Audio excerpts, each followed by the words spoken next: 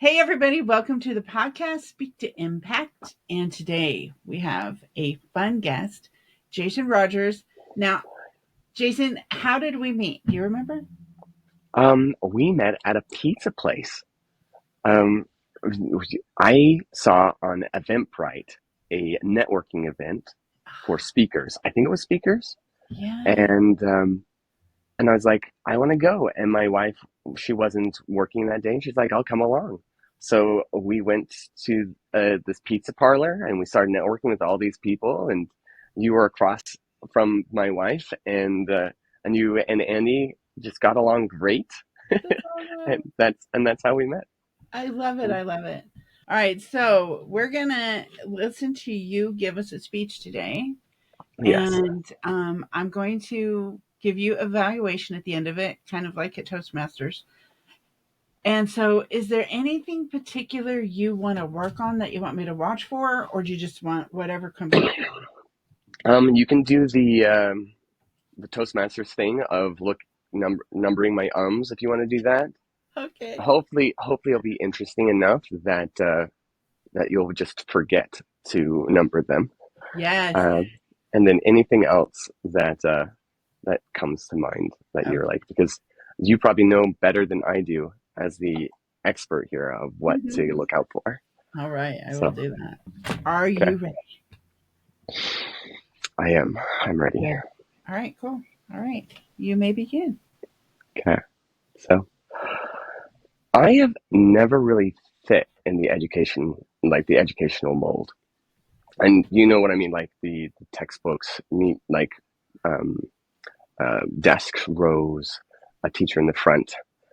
Oh. And I have tried a lot to really fit in that mold.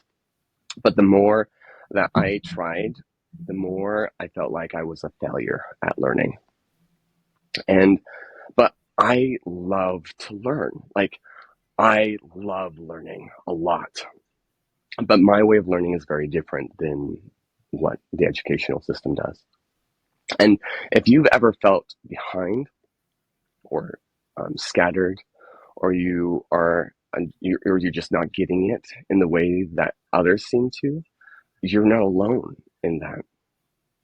Like learning, I found over the years that learning isn't just about the grades or how fast you can recall something. It's all about the vision you have, the desire, and the curiosity that you have within you. And that's how my journey began. And maybe it's how yours begins again, too. Learning does not need to be hard. And even when it is hard, it can be fun. Today, I will share three core elements to learning everything and anything that you want. And understanding these three elements will help you organize your learning process and empower you to take back the responsibility of your own education. All right, I call the three areas of learning the the triad of learning. Okay, they are story, symbols, and form. Um, Stories are the easiest thing to remember for most people. Um, every piece of knowledge begins with a story. And when you're sitting in class, confused about why something matters or why you're being asked to learn it, the answer often lies in the story itself.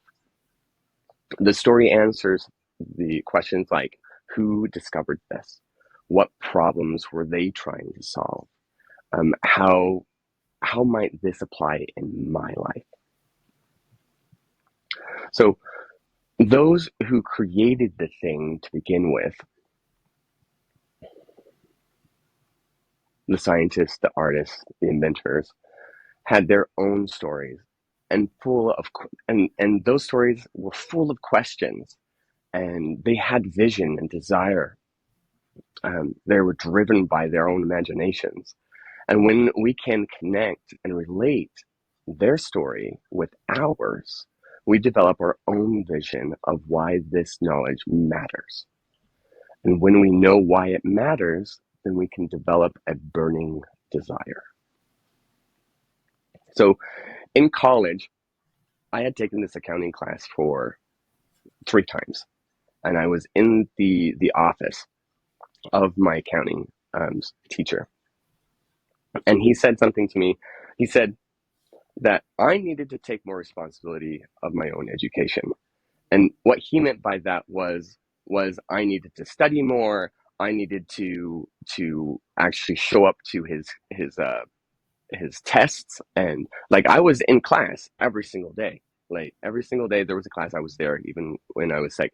But I struggled with reading the textbooks. I have an anxiety, a trauma behind textbooks, and we won't go into why that is, but uh, they terrify me. They anger, like I get so angry when I sit down and read them, because they're so complicated and they don't need to be. Okay, that's all I'm going to say about those. Uh, and so I'm sitting there, and he says that, but I took it differently than what he intended it. Um, I needed to take responsibility of my own education, and he was 100% right on that fact. So I started a business. I started selling skateboards so I could apply everything that he was teaching in my business. Um, and so I learned accounting, but I didn't pass the class even the fourth time because I was so busy applying what he was teaching me that I didn't have time to take his tests and to basically jump through the hoops. Um, but the reason why I share this story with you is because I connected the story of accounting to my own story. I finally understood why it mattered to me. Now I want to share with you the second symbol, or the second principle, the second key element is symbols. Symbols represent knowledge. Since the dawn of time, humans have used symbols and sounds to pass on knowledge. Long before written language, long before textbooks, classrooms, people scratched lines into like cave walls. Um, they told stories through images and handprints. Symbols became the way we stored knowledge and passed it on. So the symbols, the words, and the sounds, these are the building blocks of every subject. But sometimes they're a foreign language, or at least they feel like a foreign language. And if you've ever had a learning difficulty like I do, they can feel impossible to master. So when I was in eighth grade, I was diagnosed with ADHD. And later in my life, I found also I have dyslexia and an auditory processing disorder. It's funny how I have a hard time saying that. It's kind of ironic. Um, so symbols and sounds is often where it gets messy for me because they just don't stick. Um, and I'll be honest, this is the part where I stumble the most when it comes to learning. So I forget things fast, and I need more repetition than most people. One read through is not enough. One explanation won't cut it. So it takes a lot of repetition and immersion without judgment and without shaming. My inner critic gets loud when I make space to learn the symbols. It says things like, "Why are you not getting this? Were you even paying attention? You get you got you got it wrong again. It's obvious this is something you are just not talented enough for. You should find something else to do." And I'm sure your inner critic probably feels that way too, or someone's actually said it to you, which is even worse. It takes, for me, I have to remind myself, and I have to take deep breaths. I have to remind myself how much I desire to know and why this matters to me. Reviewing something again and again and again and again is not failure. It is the process. one of my favorite authors. His name is Viktor Frankl, and he said, "He who has a why can bear almost any how." And I'm going back to story here because when you can connect with your story, it builds that desire, and that desire is what fuels your process of learning the symbols and the sounds.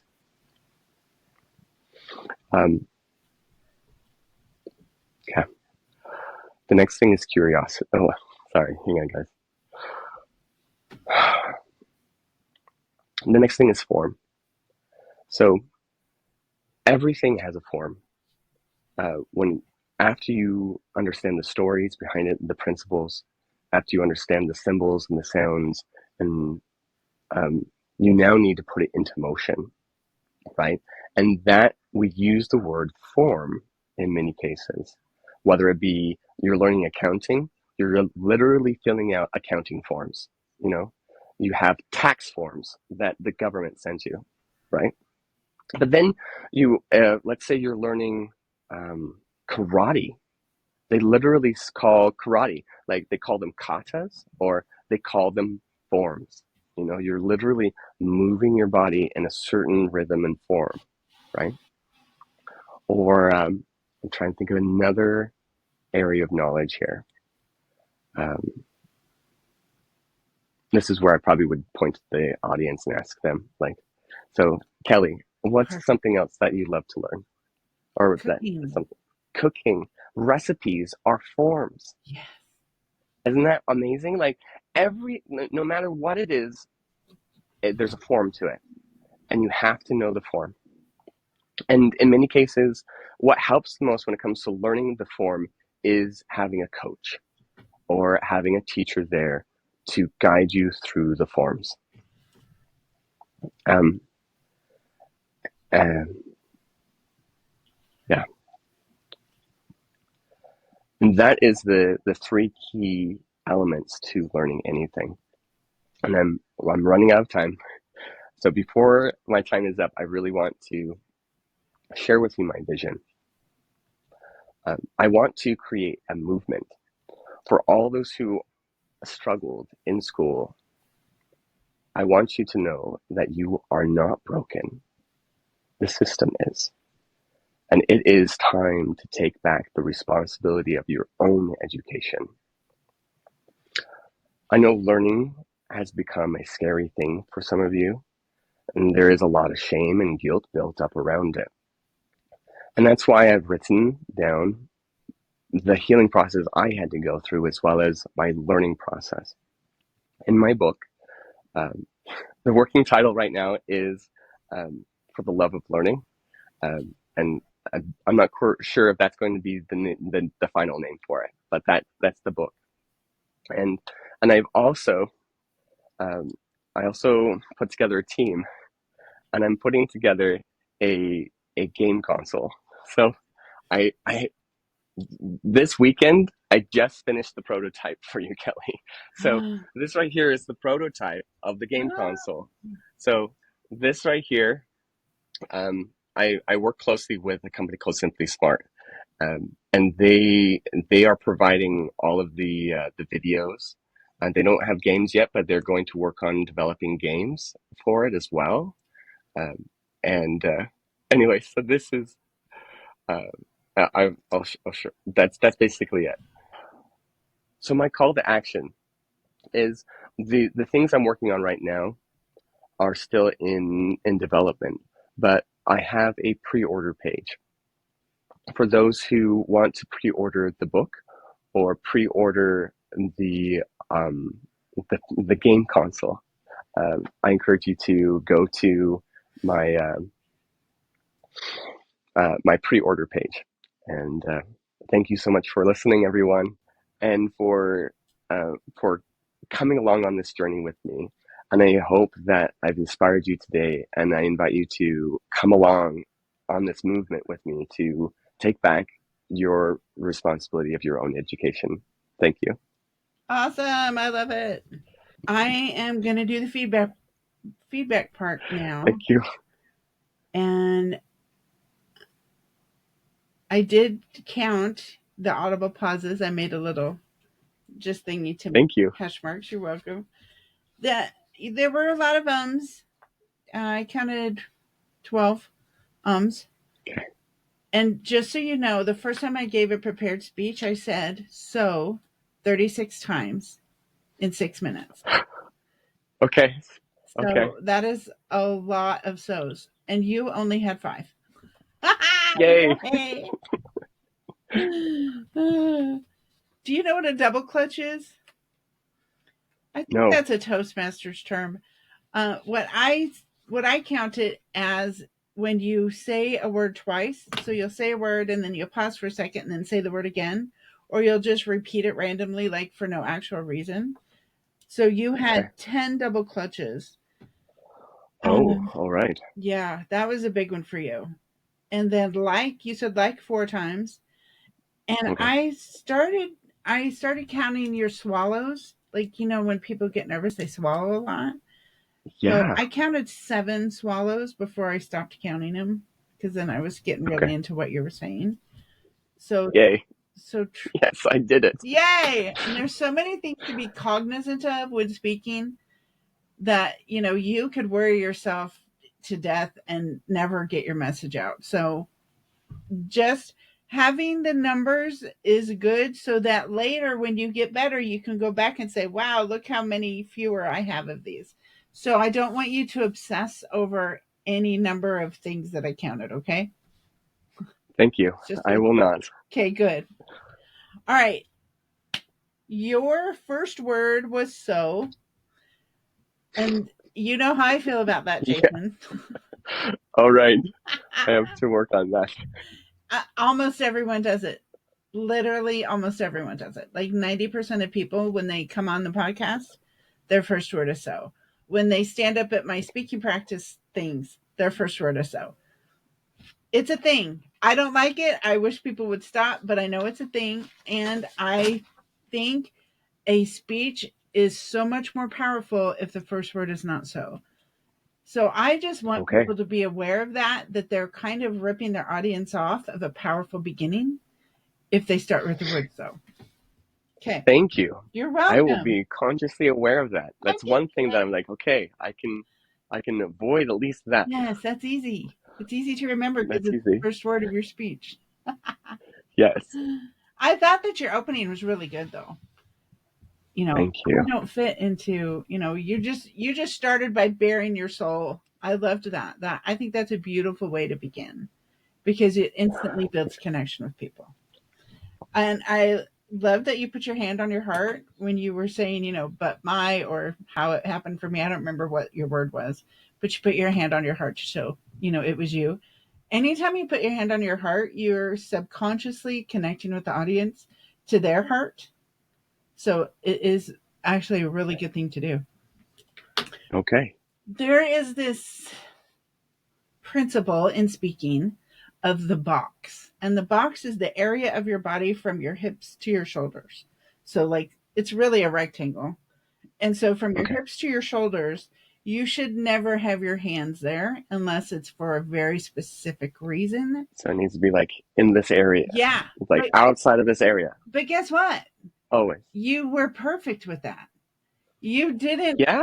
you didn't fidget your hand. Yay. Most people fidget their hands in front of their Oh, stomach. I do too. When I'm so nervous, I do this. Yeah, but you didn't.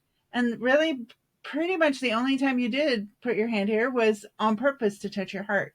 And a few times you gestured, and it was appropriate for it to be in the box. So Okay. that's actually kind of crazy that you're naturally so good at that. Oh, well, I have practiced a lot. Like, I have been a part of Toastmasters for a number of years, Yes. but I've never actually really sought out speaking opportunities. Oh, I've just practiced in the quiet of my own home. well, good job. That's Yeah. that is one thing you don't have to overcome, getting in the box. So Yeah. good job with that one. My Yay. cat is trying to walk on my keyboard right now. I'm trying to block her in case you wonder what I'm doing. Okay, she did. That's okay. She's crazy. She's hilarious. When you said three, and you did it multiple times where you talked about three things and you always held your three fingers up, that's awesome. Yeah. Always do that. I Okay, good. love that. I was worried that that was not a good thing. No, So it thank you is for a good validating thing. that. Yes. It's always good to support your words with your gestures if it Okay. makes sense. Okay. Would it be more impactful if I went like this, 1, 2, 3, and then went to like one, and then 2 and 3, or is That this works? This is that better. could be a secondary thing. So when Okay. you're talking about them, so you've laid them out in the air in their minds, 1, 2, and 3. So that And when that way you, I could walk to that part of the oh stage yes, while I'm talking about it. that would be really good too. Can that help? Yeah, Okay. Okay. yeah, on a real stage, Okay. not a tiny little window. Yeah, that would be Yes. good. Yeah, I like that. Good question. Okay. I did notice that you read several where you were looking. I was reading. I could tell a Yes. lot of the times you were looking, but that will. I was nervous. I know it'll get better as you memorize, and you don't ever really have to memorize. You just have to remember your main points. But as you get Yeah. more comfortable sharing this speech, you won't even want to read it because you'll be fine. So that comes Yeah. with time. So I'm not worried about that. Oh, when you said you didn't want to go into why you had trauma with textbooks, I felt like you were ripping us off Really? Okay. because I you was brought worried it that I up. was going to take people too long No, to like explain that. you offered it and then you yanked it back. Okay, I will do it. Yes, I will jump into that boat with people. yes. And it doesn't have to be long, but at least give us some reason why you have trauma with textbooks. Would you like me to tell you right now? Yes, tell me right now. Yes. It's because I sit down with the textbook, Yeah. um, and um, and I'm reading it, and then it's coming up to something that I need to know, but then it doesn't tell me. I'm like, why? Where is this information? Why is it Oh not here? no. Where is it? And it's in this bubble in the next chapter. I'm like, what the fuck, man? Why is it there? That's Come to find out, terrible. it's like I you research it, come to find out, and it gets worse with every edition of a textbook, like the sixth edition, seventh edition. Don't get me started about accounting seventh edition. Oh my goodness! Like, ah, Yes, definitely share that in your talk. That's good. Um, I get a little too passionate about it, I though. I think think that's I funny. do. It's okay to get Okay, good. passionate in a speech. It's actually Okay, it's actually good. It's desirable. okay. I Thank noticed you. you started to say the word angrify, and that made me so happy because I mean I know that's not a word, but what a cute word, angrify. Angrify. You stopped. You went angrify, and then you stopped, and I was like, oh, that's a fun word. I wish you'd said it, but I know it's not a word, so it's probably good you didn't say it. Like, But I well, thought no, that was I cute. feel like it's good. Like, if you felt it would be funny, then I will Yes. definitely put it in. That's one of the issues with my auditory disability is my brain has a hard time recalling things, Yes. and it will mix words, and it will fill in words with other things that are kind of like it but not Yes. quite, and so it's You know it's what? it's a thing. I think if you do this again, go ahead and say angrify and then say that. Say Okay. something like, I realize that's not a real word, but that's part of my auditory processing. I combine parts of words to create new words sometimes. So you're welcome for Yes, angrify. I don't know. you're I welcome. think you could make that a Yes. really cute thing. Oh, I love that idea. Yeah. Yes. Okay, cool. All right, let's see. I wanted you to elaborate on and emotionalize the accounting class story. Okay. I thought you could have really brought us in and made us feel some stuff, but you just kind of breezed through it a little bit. Okay. I would love that to go deeper. Tell us how you were feeling, tell us some more details, and then kind of celebrate that you went and actually started a business and oh well, you failed the class for the fourth time, but you grew this skateboarding business and it was awesome. So, you know, Yeah. do I would say play that whole story up a little bit more. Okay. More ups and downs with that one. Okay. Because I it's a will do great that. story. Thank you. I love it. When you said, I just wrote this to ask you, did when you said symbols were like a fourth language, I was thinking, Foreign, oh, foreign foreign language. language. That I said makes it weird. more sense. That's Foreign my language. that's my auditorium thing coming in again. All right, good. All right, that's fine. Oh, you said this is where I stumble the most. And I love that you got so real and authentic with your struggles with symbols. I think that's super connective with an audience to Thank you. just bare your soul to them again. I loved that part. Could I rant for a few seconds on that Yep, particular thing? go for it. Like when it comes to learning symbols, the teachers and the systems out there do not make it easy. Like Mm, they're kind of like, you're on your own to figure that out. I'm like, why? Like this is such a crucial thing. There should be flashcards that are required for every student yeah, to have. There should be there should be some form of easy way to just review it's a and good idea. immerse, but there isn't. Anyway, I'm done. Sorry. You could make one. That's one of the reasons why the game console a thing, because Yes. that is the one and best way to immerse someone is to make a game about it, Hmm. and the game really helps. No, like the endorphins that one feels. Like, have you ever played Mario? Yes. And you go to that first box and you Yep. jump and he bumps his head on that question thing Yes. and you hear that sound, that do do do do, Yep. that's memorized in your brain, and Oh, you didn't yeah. even have to try it. Like video That's games are so true. powerful in helping you remember symbols and sounds, I love and that. that's why I'm doing the game console thing. That's such a good idea. I'm glad you're doing that. Thanks.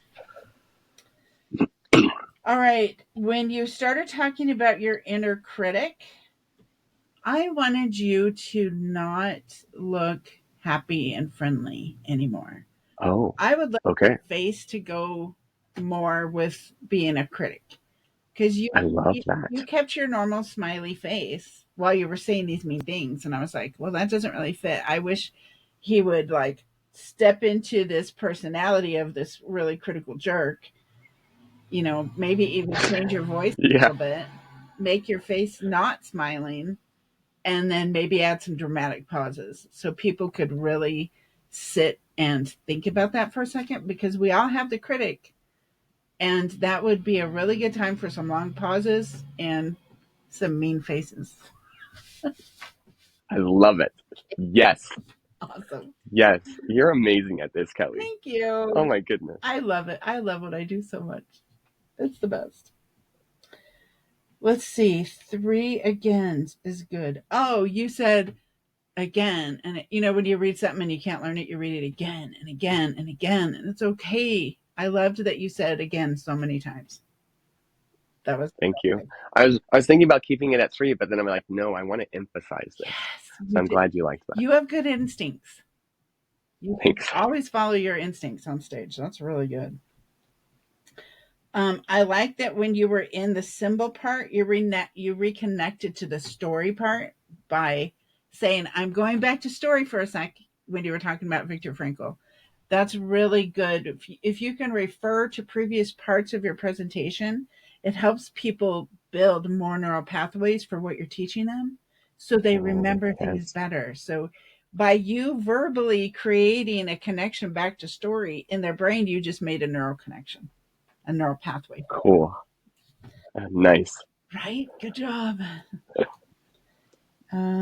Let's see. Great. Oh, it was sometimes I can't read my own handwriting, but I figured it out. It was a great idea to have the audience share forms of forms, like having me do cooking, right? That was really good. Audience participation is amazing, especially for people with ADHD, which I will tell you, I also have ADHD. Um, I actually, when I took the test at the doctor's office, I scored higher than the chart went. So it's just, Oh I wow. get it. It's a Okay. struggle. But It is. ADHD audiences especially need little things like that, where you ask them Okay. questions and they get to participate because their minds wander so easily. So good job doing that. Okay. Cool. And I love that you thought of it in the moment. Like I could see the idea come into your head and then you speak it out loud because you hadn't planned that. It was I did. just on the fly. So once again, you've got really good instincts. Follow your Thank instincts you. always. Thank you. I don't want you to. I mean, no matter where you're speaking, and I know with me, we weren't on a time schedule, but you said I'm running out of time. Yes. When you do that on stage, it makes the audience get anxiety. Oh, Like okay. I don't want to do that. what the thought that goes through their head is, oh no, there's probably something really important I needed to hear him say today, and now he's not going to say it because he's running out of time. Dang it! And then they get mad and they disconnect. Yeah. So never say you're running Okay. out of time. Okay. And then my last comment is good bookends. Do you know what that means? I love bookends with the speech. Something you mentioned at the beginning, you wrap up with at the end. And yours was Okay. take back responsibility for your own education. Because you said it at the beginning with that one teacher that told you that, and then you ended with Hmm. it. So a good bookend is really satisfying to the audience. It just kind of brings Awesome. everything back around and like puts a bow on it. And then they're like, oh, so good job with that.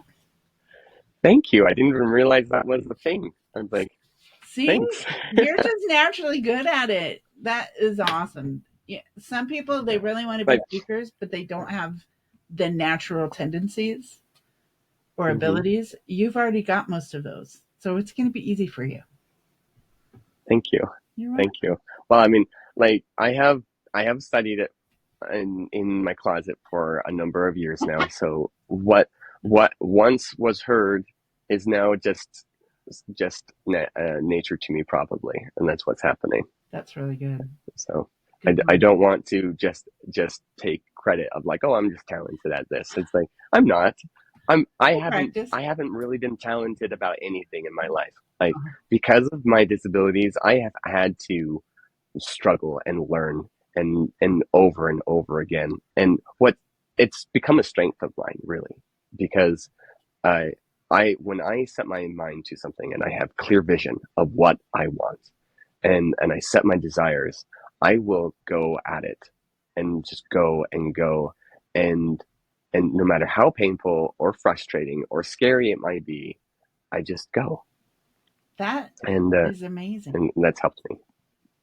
I think that's a skill. Yeah, You don't have the give up gene. I don't have the give up gene. That's right.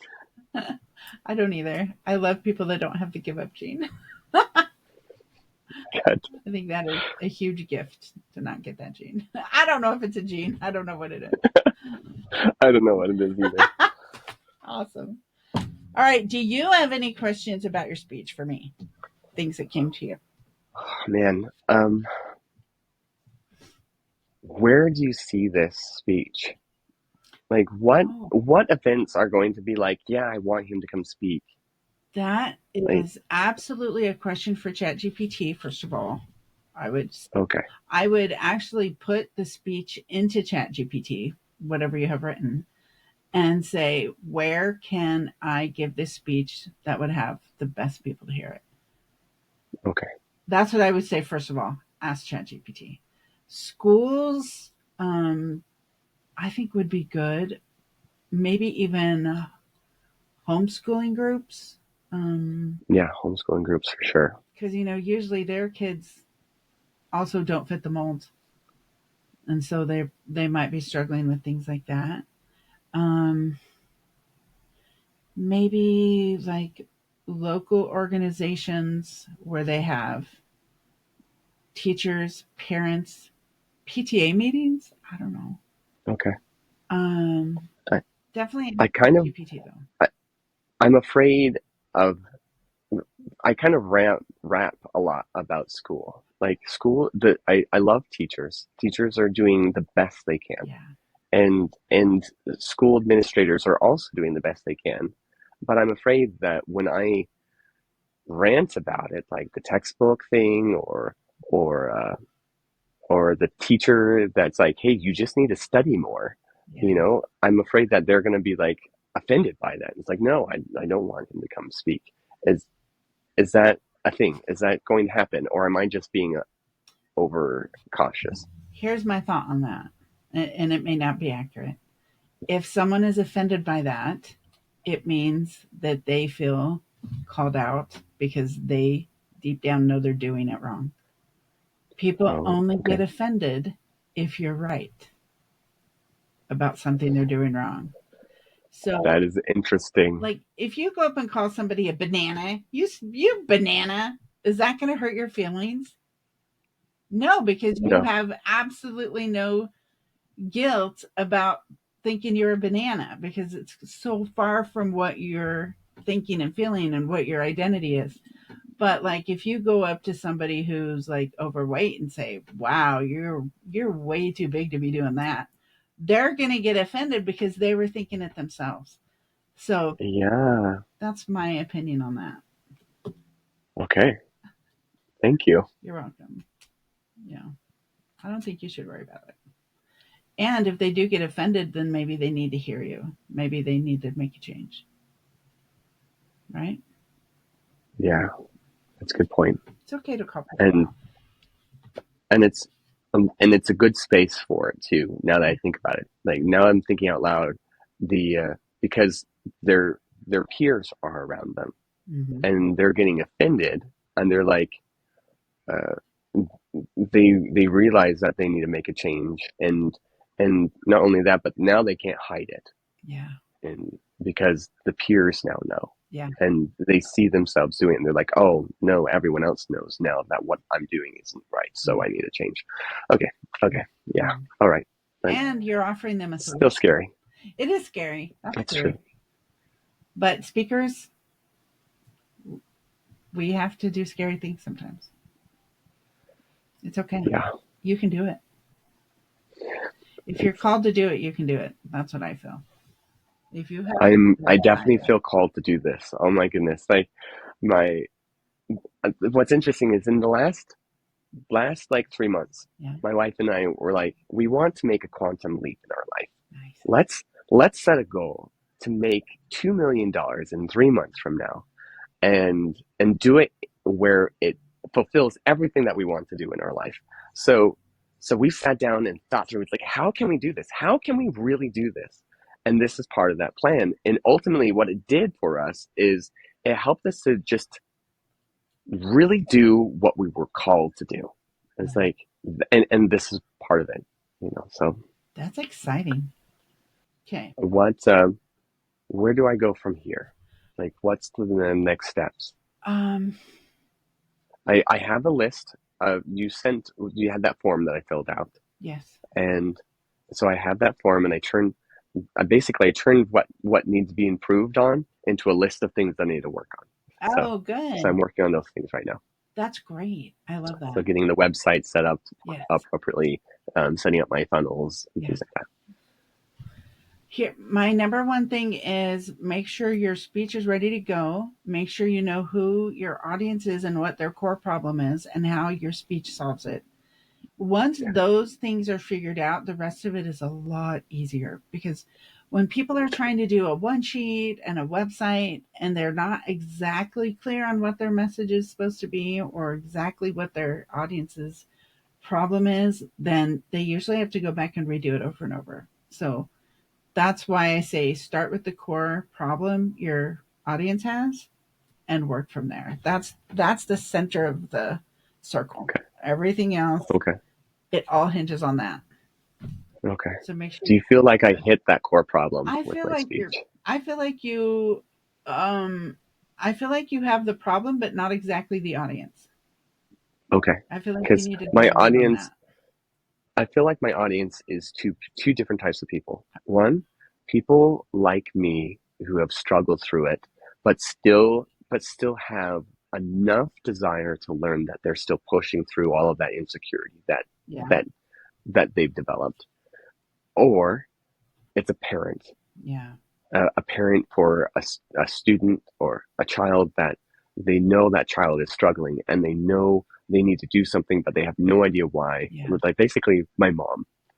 Those two audiences I think have different enough needs. You might have two versions. Okay. of the speech, which is okay. You can. I Yeah, it have is. like my first really big speech that I spoke all over the world with, I had different audiences every time I gave it. You know, it was on the manifesting formula. So Uh-huh. sometimes I was speaking to business people, so I talked about manifesting clients and money.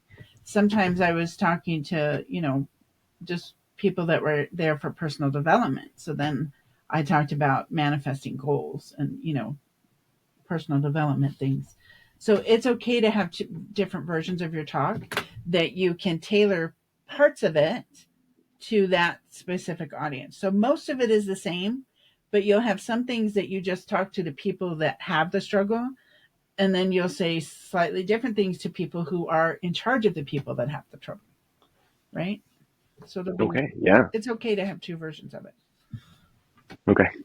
Awesome. Thank you. You're I, welcome. I think that's all my questions for now. 'Cause Okay, good. All right. Well, yeah. then, before we go, I know some people watching or hearing this podcast will be like, I want in on that. I want that console. I need that for my kid. Right. So if somebody wanted to get a hold of you, find out more about the console, where would we send them? Go to gatewaygears.com/pre-order. Nice. And you'll have information about the game and they can sign up and get on your email list for when it comes out, things like that. That's right. That's right. Yes. So my day job, I'm a marketing consultant. So when you go to Gateway Gears, you won't see anything about education. This is a passion project. Nice. So you want to go to gatewaygears.com/pre-orders, Awesome. and that's where you'll find this. All right. And I'll put that in the show notes. So if you're driving and you couldn't write that down, don't worry. You can look it up in the show notes when you get home. Okay. All right, Jason, this was awesome. I loved It it. was. Thanks for coming I on. learned so much. Thank Good. you. I'm glad. I'm glad. I'm excited for what you're doing and wish you all the success in the world. Thank you. You're welcome. Okay, guys. Well, that is it for this episode of Speak to Impact. We will see you next time. Thanks for joining us. And go check out Jason Rogers at gatewaygears.com/pre-orders. If you want to get a free workbook to help you figure out what your message is, go to Speaking Coach Kelly /workbook and download my free workbook. All right. It's a That's great it. workbook, guys. Thank you. I'm glad you like it. I love that workbook. It has helped lots of people. Yeah. Okay. Well, have an amazing week and I will see you guys next time.